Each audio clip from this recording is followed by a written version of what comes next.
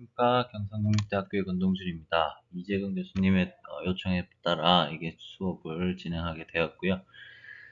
친환경 산업과 섬유기술에 대해서 제가 알고 있는 내용 그리고 그런 아주 일반적인 부분에 대해서 진행을 하겠습니다.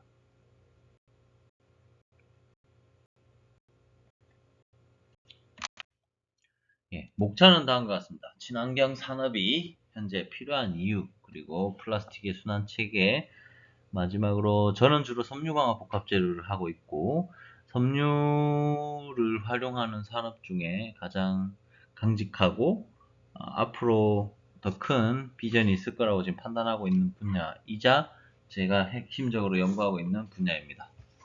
따라서 그 분야에 대한 이 재활용 시장에 대해서 말씀드리며 컨클루전을 표현하려고 합니다.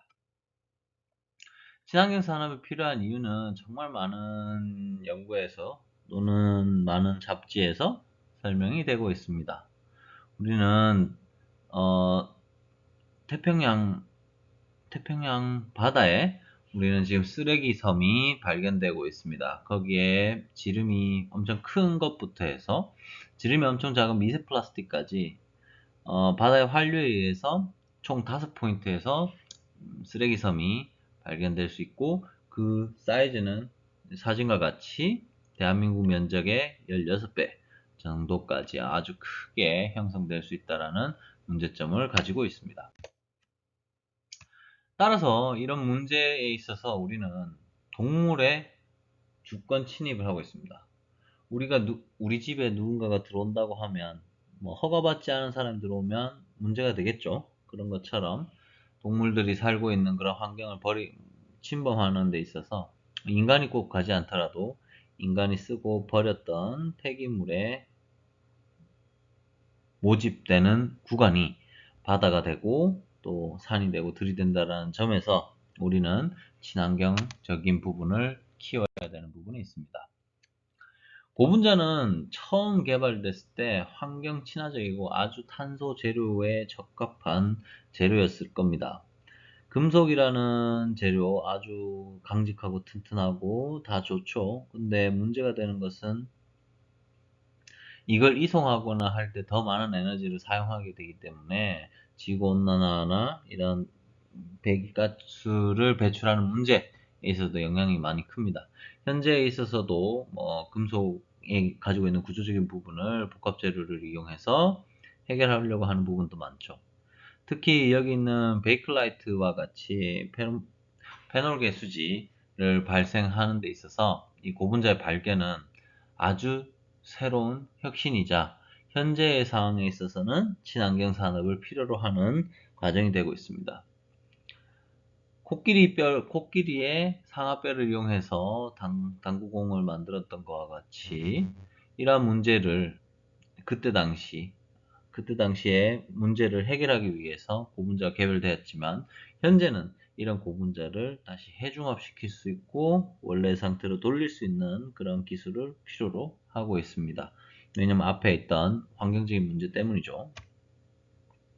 그리고 이러한 발견에 있어서도 이러한 베이클라이트라는 사람들이 엄청 크게 만들어 놓는 부분이 있습니다. 이런 부분을 우리는 현재도 이게 썩지 않고 활용된다라는 점에서 활용되고 볼 수 있고 관찰된다라는 점에서 고분자를 선택적으로 조절해서 생분해 시킬 수 있도록 해야 되고 스타트 물질이 바이오 베이스드 머티리얼로 진행될 수 있도록 하는 것을 목표로 해야 되겠구나 하는 산업의 필요성을 고분자의 관점에서 볼 수 있습니다. 가장 중요한 부분은 동물도 문제이고 고분자도 문제이고 라고 표현할 수 있지만 핵심적으로는 우리가 살고 있는, 그러니까 결국 사람이 살고 있는 공간의 안정성이 위협받고 있다라는 거죠. 지금 여기 있는 자료와 같이 온도가 예전에 비해서 1도, 1.5도가 증가되고 있습니다. 특히 산업화가 시작되고 공장이 매우 많은 액티비티를 보이고 있는 1960, 70년대부터는 급격하게 온도 증가가 이루어졌습니다. 제가 볼 때 이때는 자동차의 활용량이 넓어지고 수송기의 양이 증가되는 기기라고 볼 수도 있고요. 즉 석유를 많이 사용하면 할수록, 에너지원으로 석유를 사용하면 할수록 지구의 온도가 올라간다라는 식으로 저는 생각을 하고 있습니다. 그리고 이러한 지구온도 변화는 한파, 홍수, 가뭄 이 세 가지에 영향을 미칠 수 있게 되고요. 그러한 결과는 우리가 최근 10년간의 데이터를 통해서도 기후 환경이 변화되었다라는 것으로 볼 수 있습니다. 그래서 사람은 어찌 보면 여기 있는 곰과 같이 말라 삐뚤어져 변화되거나, 그게 즉 환경을 적응하면서 살거나, 아니면 기존의 공간이 훨씬 좁아져서 아래에 있는 펭귄과 같은 상황으로 모여서 살게 되는 영향 등으로 변화될 수 있을 것 같습니다. 환경이 변화되고 동물이 힘들어하고 사람이 사는 데 있어서도 큰 생활 패턴의 변화가 이루어지기 시작했습니다. 이런 부분에 있어서 우리 인간들이 협의체를 만들었고, 그 협의체에서 온도를 더 이상 올리지 말자. CO2 발생량을 0으로 맞춰서 우리가 지구 온도의 증가량을 최대한 줄이자. 라는 식으로 탄소 제로 등과 같은 영향이 많이 발생되죠. 가장 먼저 진행된 게 이제 교토 의정서에서부터 파리 협정 지속적으로 더 많이 진행되고 있습니다. 현재는 지구 온난화를 일으키는 온도를 2도에 포커싱을 맞춰주고 있었으나, 현재는 1.5도, 1도까지 급진적으로 낮춰야 된다. 지구의 온도 증가율을 낮춰야 된다. 뭘 이용해서? 탄소 배출량을 이용해서 라는 것으로 포커싱을 잡고 있습니다. 그리고 이러한 환경적인 문제와 함께, 기업의 투자 가치, 그 성장성을 평가하는 방향까지 진행되고 있습니다. 그래서 한동안 ESG 경영, 그리고 현재도 경영 쪽에서는 가장 많이 이용이 되고 있죠. 이런 부분에 있어서 ESG 경영이 나오고 있고, 사회공헌과 환경보호를 진행하면서 윤리경영을 지킬 수 있도록 이 세 가지를 포커싱을 갖춰서 기업의 가치성을 환경까지 고려해야 된다라는 것으로 밀어가고 있습니다. 따라서 이런 부분을 맞추기 위해서 기술적인 부분에 있어서 제품만 올리는 것이 아니라 제조 공정, 그리고 제조 공정에 들어가는 전력을 효율적으로 쓰는 것이 우리 공학자들이 봐야 되는 부분이고요.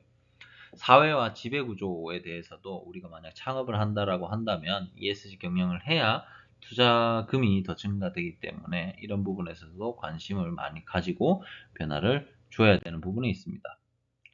환경, 사회, 지배 구조 이 세 가지의 핵심에 있어서도 우리는 큰 기술적인 보강이 없다라면 리스크를 많이 가지게 됩니다. 특히 에너지 절감을 위해서 우리가 친환경 에너지를 만약에 사용한다 했을 때 기존의 에너지 공급보다는 친환경 에너지로 발생되는 에너지의 비용이 좀 더 높기 때문에 문제가 될 수 있고, 이거는 어느 정도 환경을 보호한다라는 취지도 있지만 환경을 보호하기 위해서 들어가는 리스크를 고민해야 된다라는 것이고, 친환경 산업을 추진하는 데 있어서 지금 여기 있는 로고에 있는 기업들과 같이 많은 기업들이 트라이를 하고 있고, ESG 경영을 위해서도 노력하고 있고, 친환경 산업으로서 표현될 수 있도록 하고 있습니다.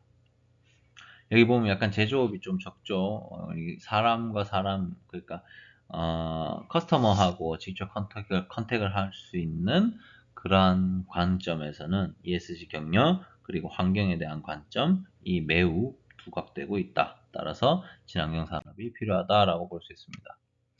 여기서 조금 더 직접적으로 우리는 텍소노미와 같은 개념으로서 기후변화에 대한 관점에 있어서 기후변화에 즉각적으로 반응할 수 있는 기업이어야 안정적으로 회사 투자를 받을 수 있다라는 표준을 EU에서 어느 정도 제시를 하고 있었고요. 그렇기 때문에 기후변화에 대한 관점, 그리고 순환경제, 오염 방지, 생물의 다양성과 생태계 보호를 노력해라 라는 식으로 이게 관점이 되게 됩니다. 이게 가장 좀 문제가 될 수 있는 포인트는, 이러한 기술과 자본을 어느 정도 보유하고 있지 않은 개발도상국 같은 경우는 좀 문제가 있을 수도 있죠. 그래서 이런 부분에 있어서 많은 관심을, 환경적인 부분도 가져야 되긴 하지만 경영적인 부분에서도 관심을 가지고 있어야 된다 하는 것을 우리는 설명할 수 있습니다. 즉 친환경 산업을 이제는 선택이 아닌 필수가 되는 상황이고요. 예전에는 기술보존기금 같은 곳에 내가 무형의 자산이 있으니 돈을 빌려주세요 라고 하는 증서를 발행해서 은행에서 돈을 빌릴 수 있는 시스템까지 갔었더라면, 이제는 내가 공장을 운영하는 데 있어서 배출가스도 적고 친환경 에너지를 이용합니다 라는 식의 기준을 만족하고, 그런 평가 기준에 만족해야 투자를 받을 수 있기 때문에, 어찌 보면 저기 제일 앞에 있는 선두주자를 따라가는 스타트업 입장에서는 많은 제한이 있는 부분이기도 합니다. 그렇기 때문에 우리는 시장이 흘러가는 상황, 그리고 친환경 산업을 이끌기 위한 방법에 대해서 관심을 매우 많이 가지면서 지내야 되는 거죠. 에너지를 쓰는 데 있어서 이제 환경적인 부분에 있어 우리는 아리백이라는 것을 뉴스나 잡지를 통해서 많이 보게 됩니다. 아리백은 이제 친환경 에너지를 100%로 사용하는 모임을 나타낸다라고 설명할 수 있고요. 아리백은 영국에서부터 시작되었다고 볼 수 있습니다. 그리고 이러한 기업에서 보면 국내 기업들은 이 접근이 좀 많이 어렵죠. KT나 아니면 SK 이런 텔레콤 같은 경우는 비교적 제조업과는 거리가 조금 있기 때문에 이 가입이라든지 이런 속도를 높일 수 있었던 것이고, 이것을 만족해야 더 큰 투자금을 받을 수 있기 때문에 훨씬 더 우리 한국에서도 공격적인 접근을 하고 있죠. 하지만 쉽게 이걸 달성하기 위한 노력이 많지만, 쉽게 이 아리백의 기준을 만족하기는 어려울 것으로 판단됩니다. 예를 들면 대기업에 들어가는 납품에 들어가는 모든 부품 그리고 제품에 대해서 이 탄소 배출권을 잡아버리기 때문에, 이러한 부분을 만족하기 위해서는 탄소가 많이 발생되는 부분을 떼서 하청이나 다른 기업에게 역할을 넘겨버리겠죠. 예. 그렇게 되면 아웃소싱의 개념도 높아질 것이고, 그렇게 높아진 영향은 당연히 고스란히 제품의 단가가 높아지면서 그것이 소비자에게 넘어오게 됩니다. 하여튼 이런 부분에 있어서 다양한 이 공학적인 부분도 있지만 경영학적인 관점에서도 관심을 많이 가져야 된다라는 것도 있고, 이러한 컨셉을 기반으로 그 해외의 기준도 있지만 국내에 K-RE100의 기준도 있기 때문에 우리나라는 기준 2개 정도 만족해야 되는 그런 사항이기도 합니다. 하지만 이런 것을 만족해야 앞으로의 산업 영위를 위해서 필요한 부분이기 때문에 우리가 관심 가져야 되는 것이고, 그리고 아리백을 가입했던 기업들이 이러한 어느 정도 그 아리백의 목표 달성하는 데 있어서 우리나라는 약 41년 정도까지의 도착을 목표로 한다라는 점에 있어서 우리나라가 대부분 제조업 기반이지만 그 제조업을 변화시키는 체계도 좀 많이 어렵구나 하는 것으로 볼 수 있습니다. 특히 여기 영국, 미국 같은 경우는 그 도착할 수 있는 기업의 상관관계가 속도가 다른 기업보다 엄청 빠르죠. 그래서 다른 국가보다 엄청 빠른데, 이런 조건에 따라서 우리나라도 세계적인 트렌드를 맞춰야 세계적인 기업이 되기 때문에 친환경 산업이 매우 중요한 상황입니다. 협회나 뭐 단체 기준에 따라서 우리는 이렇게 뭐 연구의 방향도 달라질 수 있지만, 궁극적으로 우리는 정부 정책에 따라서도 달라질 수 있습니다. 특히 우리 수소 같은 에너지를 본다고 하거나 아니면 친환경 에너지 부분을 본다고 하면은, 이런 에너지 관리를 통해서 한전이라든지 그 에너지를 사는 기업이 반드시 존재할 것이고요. 그런 것을 관리하거나 그 공단을 운영하거나 이런 부분에 있어서 당연히 공공기관이 영향을 미치긴 하지만 국가의 정책 방향에 따라서 많이 달라질 수 있습니다. 그래서 우리는 이런 정부 정책의 흐름에 대해서도 이해를 해야 되고요. 비록 2023년이지만 2022년에 탄소 중립에 대해서 관심을 두었던 핵심 추진 과제 이렇게 5개 정도로 볼 수 있습니다. 특히 우리는 여기서 뉴딜이라는 부분을 볼 수 있고요. 예전에 제조업에서 디지털 기반의 스마트 팩토리 뭐 이런 식으로 산업 구조의 개편을 통해서 탄소의 배출량을 줄이겠다 하는 것을 이야기하고 있고, 사회와 경제 구조를 바꾸고 탄소 공립을 이루고 대전환을 시키면서 인재까지 육성하겠다라는 식으로 많이 이루어지고 있죠. 그래서 궁극적으로 CO2를 줄이겠다 하는 것도 정부 정책의 방향입니다. 또한 인프라 역시 더 넓게 펼쳐줄 수 있도록 정부는 노력하고 있고, 그것을 활용하라는 것으로 친환경 산업을 많이 육성 또는 밀어주고 있습니다. 현재는 친환경 산업, 탄소 중립은 기본이고 거기에 이제 초격차라는 단어까지 사용하고 있기 때문에 최초의 기술을 밀고 있는 게 현재의 2023년의 정부 정책 방향이다라고 볼 수 있습니다. 두 번째 파트로서 이제 플라스틱 순환 체계에 대해서 한번 봅시다. 우리가 일반적으로 바닷가에서 볼 수 있는 풍경이 왼쪽 사진이겠죠.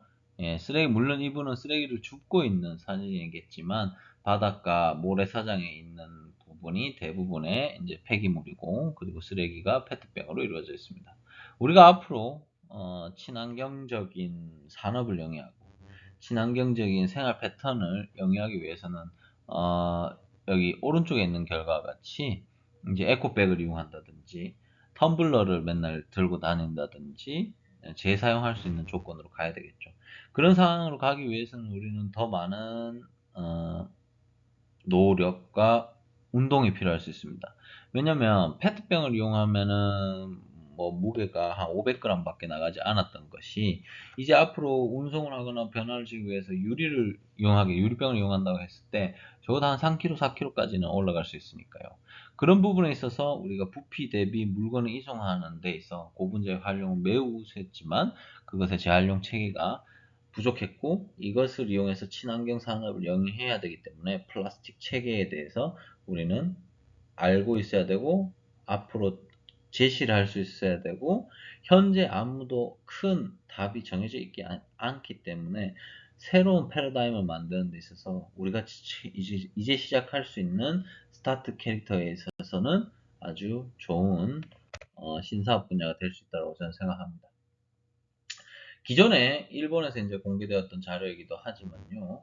지금 플라스틱을 재활용하는 방법에 있어서는 메카니컬, 케미컬, 떨멀 방법이 있습니다. 당연히 여기서 메카니컬 방법은 파쇄를 해서 그 파쇄한 걸 다시 용융시키거나 변화시키는 거죠. 우리가 대부분 사용하는 고분자 재료에 있어서 폴리스타일렌, PET, PP 뭐 많죠? 예. 기본적인 5대 범용 플라스틱, PVC 등등이 있습니다만은 그런 것들을 다시 재활용하는 데서 용융을 시켜서 진행하면 됩니다. 하지만 가장 큰 문제는 고분자 간의 복합 머티리얼이 존재한다는 거죠. P는 한 140도, 160도에서 용융이 되는데 PP는 210도, 뭐 180도 조건에서 용융이 되니까 P가 혼합되어 있는 종류라고 한다면 PP를 위해서 용융시킬 때 P는 타버리겠죠. 그러면 당연히 밑에 안에 보이드가 발생되고 또 메탄이 발생되고 하니까 이것은 탄소 중립보다 탄소를 더 많이 발생시키는 문제가 될 수도 있습니다. 그래서 복합 폐기물을 재활용하는 데 있어서 메카니컬 리사이클링, 그러니까 머티리얼 리사이클링 하는 데 있어서는 제한이 좀 존재하게 되는 거죠. 두 번째로 케미컬 리사이클링 같은 경우는 현재 가장 많이 트라이를 하고 있습니다. 예전에는 경제적인 부분에 있어서 앞으로 우리는 경제성 문제로 있어서 케미컬 방법으로 재활용을 하지 않겠어 라고 이야기했던 부분들이 많습니다. 촉매를 이용해서 해중합을 연구하거나 이런 부분이 2010년도에 좀 있었습니다만 그 뒤에는 진행되지 않은 그런 문제가 있습니다. 하지만 현재는 다시 모노머로 돌려서 고순도의 PP, 고순도의 PET를 얻어보자 라는 식으로 흐름이 바뀌어 나가고 있고요. 그런 부분에 있어서도 케미컬 리사이클링은 현재 2020년대에서는 아주 중요한 부분이라고 볼 수 있습니다. 더멀 리사이클링 같은 경우는 얘를 그냥 태워버리는 거죠. 가스를 소량 이용하고 이 고온을 이용할 경우 550도라든지 400도 이상의 조건으로 최적화시켰다 한다면 고분자가 분해되는 과정을 만들어지고 그때 발생되는 가스를 수소화시킨다든지 아니면 열을 이용해서 발전기를 돌린다든지 등과 같은 영향으로 웨이스트 에너지 과정을 진행하게 되는 거죠. 일반적으로 우리 독일에서 나타나 있는 이런 폐기물 순환 체계가 있습니다. 물론 우리도 이 정도의 폐기물 순환 체계는 있고 여기서 보다시피 메카니컬적인 방법으로 진행한다라고 볼 수 있습니다. 폐기물을 일단 수거하고 운송하고 분류하는 거죠. 분류하는 과정에서 우리는 일단 여기서 더럽고 악취가 나고 문제가 되는 부분이 있죠. 그리고 압착을 하는 과정까지는 우리도 진행을 충분히 하고 있고 분쇄를 시키거나 용융, 세척 진행하는 뒷과정을 통해서 우리는 PET, 알용 PET를 이용해서 의류를 다시 쓰고 있는 과정이기도 합니다. 지금 이 과정이 가장 어찌 보면 안정화되어 있는 구조이기도 한데 가장 큰 문제는 인력이 많이 사용된다 하는 부분도 현재에 있어서 문제입니다. 오른쪽에 있는 그림과 같은 경우는 바스프에서 제시했던 6가지의 케미컬 구조라고 볼 수 있고요. 지금 여기서 2번 과정, 이게 폐플라스틱으로부터 원료를 추출한다라는 과정, 케미컬 리사이클링 과정이 가장 중요한 부분이다라고 볼 수 있습니다. 그래서 궁극적으로 우리는 이런 순환 체계를 누가 먼저 제시할 수 있는가가 중요한 부분이고요. 그리고 이러한 순환 체계를 핵심적으로 이끌어 나가기 위해서 뭐 싱가포르나 뭐 특정 기업에서 이렇게 계속 규정 규정집을 만들어내고 있습니다. 뿐만 아니라 제품이 만들어졌을 때 그 제품을 운송하고 배송하는데 포장지가 가장 많은 폐기물을 또 만들어내기 때문에 포장지를 줄이기 위한 이러한 모델들도 만들어 버리고 있고요. 어떻게 하면은 폐기물을 제대로 수거를 해서 활용할 건지. 왜냐면은 어플리케이션 해서 메카니컬 방법으로 리사이클링 하나, 케미컬 방법으로 리사이클 하나, 어떻게든 해결이 다 되기 때문이죠. 그래서 재활용 방법 다시 한번 말씀드리면 물리적 방법과 화학적 방법이 있고 여기서 이제 기계적인 방법과 화학적인 방법으로도 나눌 수 있는 겁니다. 근데 가장 큰 문제점은 지금 저기 삼각형 구조에 있는 것처럼 케미컬 리사이클링을 하는 과정을 요즘은 가장 많이 추진을 하고 있습니다. 왜냐하면 폐기물에서부터 원료를 다시 뽑아낸다라는 것이 가장 큰 핵심이기 때문이죠. 근데 문제는 앞서 말씀드린 것 같이 복합 재질로 이루어진 것이 매우 많다는 겁니다. 우리가 PE층이 있고 PET층이 있고 PP에서 인쇄가 되고 PET에서 외부 커버를 하는 필름이 만들어지고 특히 우리 맥주 PT병 같은 경우는 배리어 분리막이 여러 겹, 적어도 한 4-5겹 들어가는 복합 비닐이기 때문에 그건 재활용이 안 되겠죠. 이런 부분에 있어서 이런 복합 재질까지 해결하기 위해서는 우리는 기계적, 화학적, 열적 분해 이 세 가지가 모두 필요하다라는 것을 볼 수 있습니다. 기계적인 방법으로서 우리가 분류를 해서 재활용할 수 있다면 가장 최적일 수 있어요. 근데 우리가 포장지에서도 우린 디자인적인 부분으로서 이제 많이 접근을 하고 있잖아요. 뭐 애플처럼 트렌디를 이끌어 간다고 했을 때 선 하나를 빼기 위해서 이 포장지를 줄여야 된다라는 친환경적인 로고를 함으로써 이제 약간 포장을 해서 광고를 하는 것처럼 앞으로의 포장지가 대부분 뭐 종이로 넘어가는 트렌드이긴 하지만 거기에 약간 종이를 코팅하는 필름이 들어가야 되고 필름에 인쇄를 하기 위해서 염료가 이제 박혀야 되는 안료가 박혀야 되는 부분이 있고 뭐 등등의 문제가 있잖아요. 이러한 복합적인 부분이 지속적으로 나올 건데 어떻게 해결할 것인가 등등에 대해 관점을 가져야 됩니다. 그리고 기계적 재활용과 화학적 재활용을 했을 때 이 재활용할 수 있는 톤 그러니까 재활용할 수 있는 양적인 차이가 매우 많다라는 것을 볼 수 있고요. 그리고 이걸 통해서 재활용 횟수 역시도 영구적이냐 제한적이냐를 볼 수 있습니다. 기계적인 재활용을 했을 때 아무래도 머티리얼적인 부분을 열을 주거나 파쇄를 하기 때문에 고분자 사슬이 점점 짧아질 수밖에 없습니다. 짧아진다라는 것은 고분자의 물성이 떨어진다라는 것으로 볼 수 있기 때문에 횟수가 무한히 재활용한다는 것은 영향이 있고요. 화학적인 재활용하는 데 있어서는 이거를 케미컬적인 방법으로 모노머 자체를 다 잘라서 모노머를 활용하는 방향으로 가기 때문에 어찌 보면 영구적이라고 볼 수 있습니다. 근데 가장 큰 사회적인 문제가 존재하죠. 기계적인 리사이클링 할 경우 낮은 공정성비를 구현하기 때문에 투자 비용이 낮지만 케미컬적인 방법으로 했을 때 이 플랜트를 만들어야 되고 안정화될 수 있도록 센서라든지 시스템적인 부분을 검증해야 되기 때문에 아주 많은 투자 비용이 필요로 한다 하는 것이 있습니다. 자, 물리적인 방법에 있어서 여기 있는 그림과 같이 생각해 볼 수 있습니다. 일단 왼쪽에 있는 결과와 같이 분리 식별하는 과정이 가장 많이 필요로 합니다. 분리 식별을 하는 과정을 통해서 우리는 분리 식별을 하는 과정, 세척 과정, 그리고 PET 플라스크 브레이크를 하는 과정을 통해서 우리는 어찌 보면 여기서 혼합 플라스틱을 통해서 SRP 제조 공정까지 그리고 이것을 이용해서 팔레트화 시키는 것까지 진행해 볼 수 있고요. 이것을 어찌 보면 시멘트에 넣어서 강화제 뭐 같은 영향, 필러 같은 영향으로 쓸 수 있습니다. 그리고 우리가 여기서 볼 때 물리적인 방법을 할 때 가장 문제가 될 수 있는 것은 이러한 분리수거품을 분리하는 과정이라고 볼 수 있습니다. 생활계 배출물과 사업장 배출물이 있어요. 생활계 배출물은 그래도 5대 분명 플라스틱이라는 범위 안에 있습니다만은 사업장 그리고 공장에서 발생되는 폐기물은 이게 지금 먼지라고 분류하기가 매우 어려운 사항도 있죠.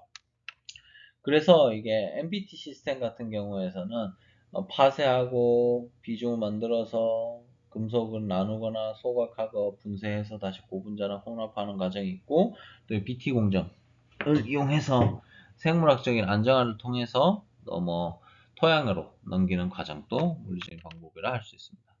가장 안정화되어 있고 사업이 체계적으로 진행되고 있는 것은 이 에코에버 상태의 에코에버 제품인 휴비스의 물품이라고 볼 수 있습니다. 우리 PET를 녹여가지고 용융방사를 통해서 섬유를 뽑아내는 거죠. 이 과정을 통해서는 아주 리사이클링적인 가장 모범적인 사례라고 볼 수 있습니다. 그리고 화학적인 방법에 있어서는 지금 여기 있는 것처럼 열분의 방법이 많이 기반적으로 사용됐던데, 이러한 부분에 있어서 열분해를 시키는 과정에 있어서 공정이 훨씬 더 어렵죠. 그래서 우리는 용매를 쓰거나 촉매를 이용해서 케미컬적으로 재활용하는 방법을 많이 관심을 가지고 있고, 화나라든지 롯데라든지 LG화학, 현재는 SK 지오메트리까지 다 접근을 하고 있는 부분입니다. 왜냐하면 모노머를 얻어서 다시 석유화학공업의 제품군처럼 제시를 하기 위함이죠. 그리고 솔벤트를 이용하거나 열적인 방법을 이용해서 많이 케미컬적인 방법을 접근하고 있고, 여기서 오일을 얻는다든지 특히 다양한 폴리머의 원료를 얻는 것을 목표로 하고 있습니다. 대표적인 기업으로서 퓨어사이클이라는 곳이 있고요. 퓨어사이클이라는 곳에서는 순수 PP, 초순도 PP 팔렛을 도출하고 있습니다. 초인계 추출 방법을 이용해서 원료를 PP들을 들고 와서 그것을 초인계 방법으로 분류를 하고 해중합을 성공해서 프로필렌을 도출하게 됩니다. 가장 사업성이 있고 현재 플랜트를 울산에 또 지금 진행하고 있고요. 지금 여기 ROP, 루프과 같은 인더스트리에서도 지금 여기서는 PET를 목적으로 하고 있어요. 그래서 PET를 이용해서 BMT하고 EMG를 이용해서 퓨리티를 해서 만들어내서 다시 팔렛을 만들어내고 있습니다. 지금 이 공정 같은 경우도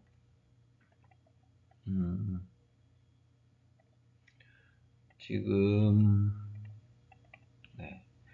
지금 이쪽에 원래 동영상인데 동영상이 잘 안 되네요. 하여튼 지금 이 룹에서는 추진하고 있는 것은 이게 우리 에비앙의 생수병 이용해서 하는데 많이 활용하고 있고, 생수병이 100% 리사이클링 되는 조건으로 가고 있습니다.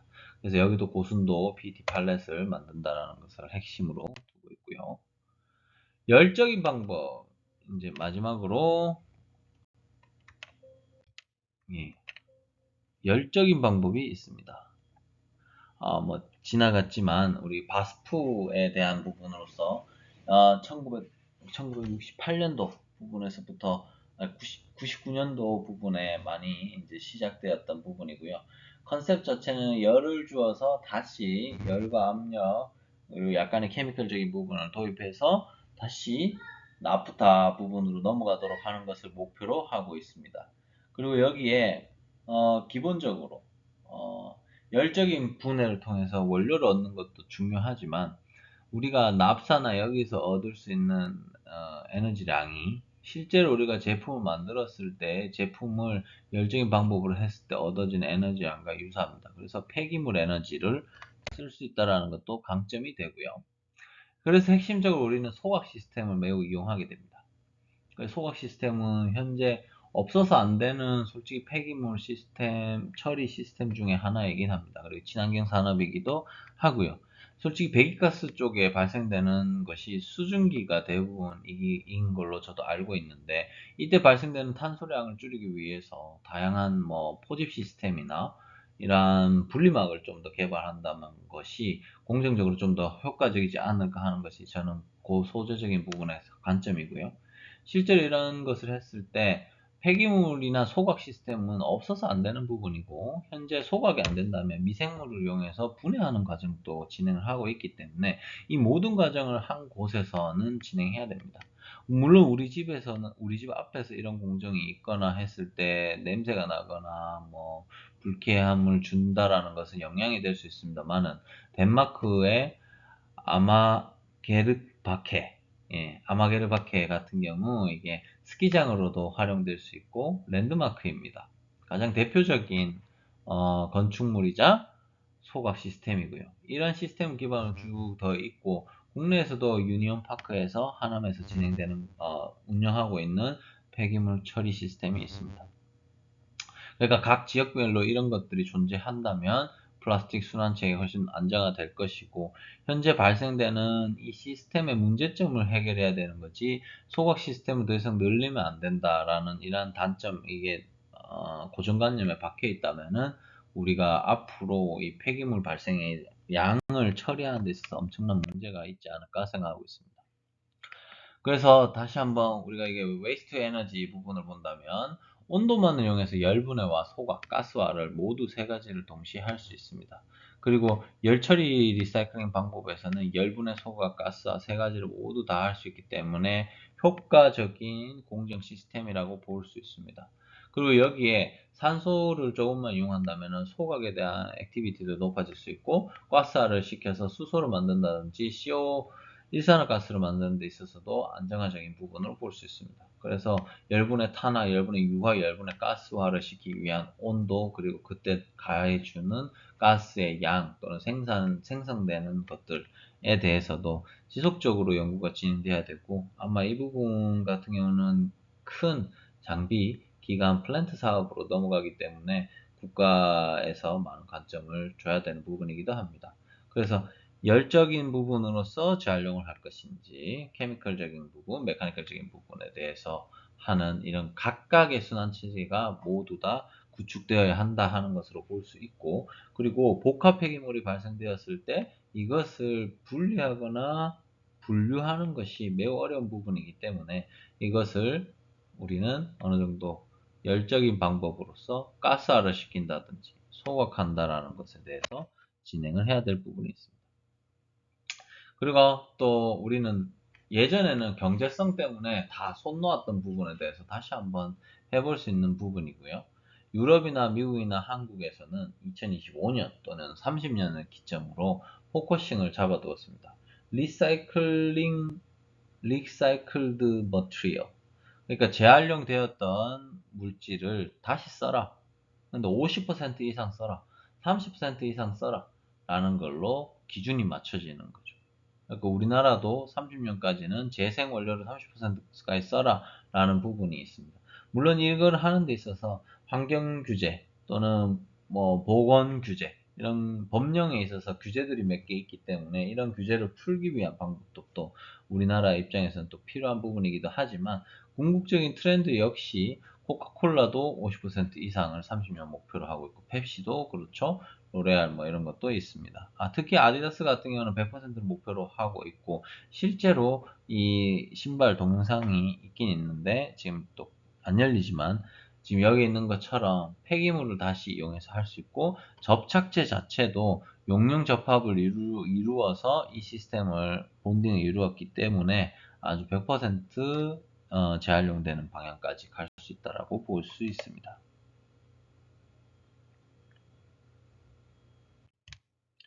네. 그래도 경제적인 부분에 있어서도 우리는 앞서 친환경 산업의 필요성 파트에서도 이야기했듯이, 기업을 영위한다라고 했을 때 우리가 기업의 오너가 될 수도 있는 것이고, 작업자가 될 수도 있는 것이고, 연구자가 될 수도 있지만, 항상 우리 공학도들은 비용을 생각을 안 할 수가 없습니다. 아무리 환경이 중요하다 하더라도. 그 맥킨지에서 발표했는 자료를 볼 수 있듯이 앞으로 이러한 규제 때문에 향후에서는 현재 시스템 그대로 영위했을 때 공급 부족 사태가 일어난다는 것이 핵심입니다. 그래서 따라서 우리가 해야 될 부분은 크게 한 두 가지가 있을 것 같아요. 플라스틱 순환 체계, 즉 재활용을 할 수 있는 방법에 대해서 여러 개를 찾아야 되고, 특히 우리 옷, 에서는 제가 섬유적인 베이스는 좀 약하기 때문에 뭐 크게 말하지는 않지만 뭐 면을 재활용한다라는 파타고니아의 방법 이외에 다른 어, 크게 활용할 수 있는 방법을 제시할 수 있어야 되고 PET 같은 것도 PET도 조금 더 퓨어하게 쓸 수 있도록 재활용할 수 있도록 하는 것이 필요합니다. 뿐만 아니라 아예 폐기되는 플라스틱에서 섬유화 시킬 수 있도록 진행하는 것을 목표하는 것이 중요하고요. 분류, 식별하는 과정을 이끌어내는 것도 매우 중요한 부분이라고 판단됩니다. 이러한 부분은 현재 지금 경제적인 분석에서도 나타낼 수 있듯이 부족 사태가 일어나기 때문에 이러한 부족 사태를 해결하는 방법으로 써야 된다라는 것으로 우리가 접근해 볼 수 있고요. 열분의 영향이 가장 벌크하게 진행될 수 있기 때문에 핵심적인 기술이라고 설명할 수 있습니다. 하지만 여기서 우리는 뭐 솔벤트 방법이랑 해중합 방법 모든 것까지 다 이끌어 생각을 해야 되는 거죠. 그래서 궁극적으로 아마 한 2025년 이후 2025년은 아주 금방 올 것인데 2025년 이후부터는 이런 환경 규제도 더 심각해질 것이고 특히 2030년부터는 아마 지금 여기에 있는 자동차, 가전, 포장지 그리고 의류 같은 모든 분야에서는 아마 PT 또는 PP가 대부분의 머티리얼로 변하지 않을까 하는 생각을 합니다.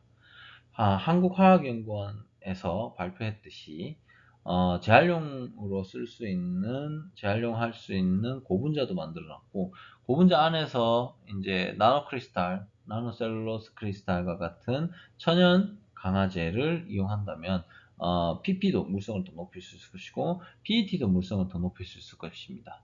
특히 뭐 이런 강화제를 혼합하는 것은 제가 좋아하는 복합재료 파트이기도 하지만 입자 혼합을 했을 때 분산도를 높이기 위한 방법 이런 것도 좀 앞으로 진행해야 될 것이고 기본이 되는 머티리얼 자체는 PP랑 PET다라는 것으로 볼 수 있습니다.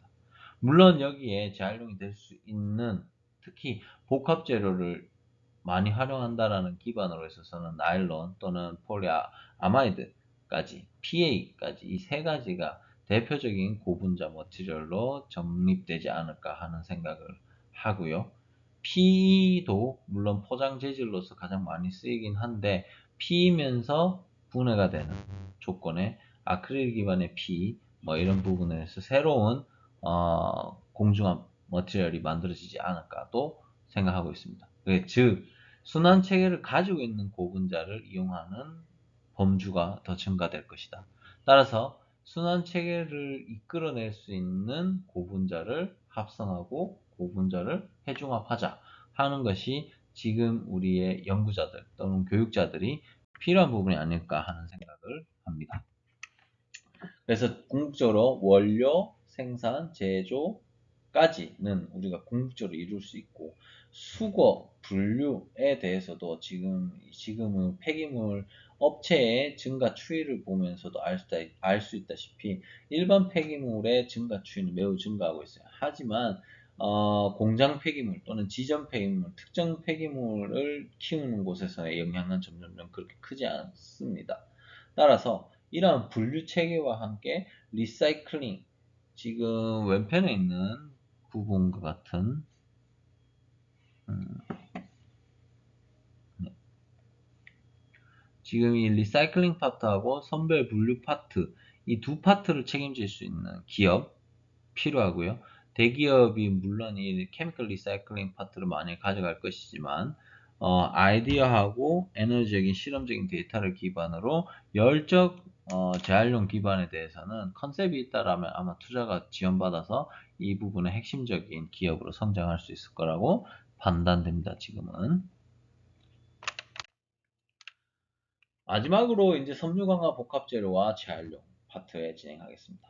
제가 제일 좀 자신 있는 부분이기도 하고 섬유를 이용해서 할 수 있는 가장 큰 산업군 중에 하나가 아닐까 싶습니다. 물론 아직 포텐이 터지지 않은 부분이기도 하지만 풍력 블레이드 시장에 있어서도 물론 풍력 블레이드가 돌 때 발생되는 소음이라든지 뭐 공간 차지 문제, 안전성에 대한 문제, 폐기물 처리에 대한 문제들이 있지만 복합재는 대부분 항공기에도 쓸 수 있다시피 거대 구조물에 많이 활용하려고 하고 있고요.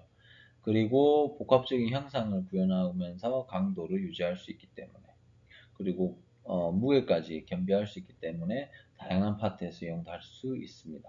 특히 차량 파트 같은 경우 우리 테슬라가 기가프레스를 이용해서 한 번에 알루미늄 샤시 바디를 만들어내겠다라는 것도 있었습니다만은, 실제로 복합재를 이용해서 한 번에 찍어내는 것도 충분히 가능하다라는 것으로 우리는 예전에 한번 실험을 통해서 검증했었고요. 그래서 이런 복합재료 파트, 특히 섬유강화 복합재료 부분에 있어서 발전성이 있다. 근데 이 발전성을 이끄는 데 있어서 원사를 만들어내는 것까지, 원자재 만들어냈고 디자인할 수 있고 상품 제조하는 기술에 대한 것도 지금 어느 정도 이루어졌고 제품화까지 했어요. 앞부분에 나왔는 것처럼 재활용하는 것도 한국에서는 카텍 H라는 기업이 존재하고 분쇄를 전문적으로 하는 기업은 아직 없지만, 이 시장이 있다면은 슈레더를 이용해서 바로 토입할 수 있기 때문에 당연히 쉬운 메카니컬 처리 방법은 쉽습니다. 근데 재활용 방법에 있어서 아까 열정 처리 방법, 케미컬 처리 방법이 필요하다라는 것을 볼 수 있고, 초순도 초인계 유체 방법을 이용해서 재활용을 했던 카텍 H와 다른 어떠한 새로운 또 처리 방법이 필요하겠죠. 왜냐하면 처리 양에 대한 부분이 필요하기 때문에. 이제 수거라든지 잔여 폐기물 어떻게 해야 될까가 중요한 부분이 되겠습니다. 이 자료는 2019년 자료이기는 하지만요. 지속적으로 성장을 하고 있었습니다. 지속적으로 성장을 하고 있었고, 현재도 이제 단가가 더 높아지면서 아마 그 매출액 기준으로 엄청 그 시장성이 커지긴 커졌지만, 코로나라는 이펙트로 더 많은 변화가 있긴 있었습니다. 하지만 앞으로 이제 급격하게 코로나 동안 쉬었는 동안 더 많은 액티비티가 일어나고 이송이 일어나고 있지 않습니까? 그런 부분에 대한 부분에 있어서 봤을 때, CFRP, 특히 탄소 강화 복합재를 이용하는 분야는